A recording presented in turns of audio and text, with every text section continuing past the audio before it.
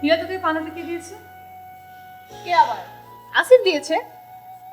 সুন্দর না অনেক? হ্যাঁ, অনেক সুন্দর। কার্ডটাও ভেবে তোকেই দিয়েছে। প্রবলেমটা হচ্ছে ভুলে তোর নামের জায়গায় আমার নাম লিখেছে। বাহ, ভালোই তো। মানে আজকে আমাদের দুজনেরই বার্থডে। হ্যাপি বার্থডে নীলা।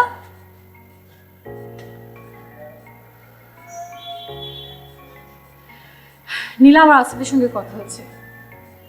তুই আমাদের সঙ্গে কাছে কেন করলি?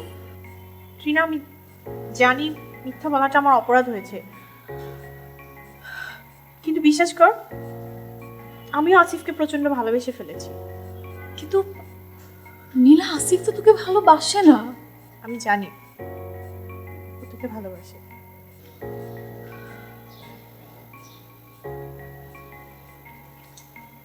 নীলা, তুই প্লিজ আমার কাছে কষ্ট পাস না। তুই যদি কষ্ট পাস তাহলে সরি, রিয়েলি সরি।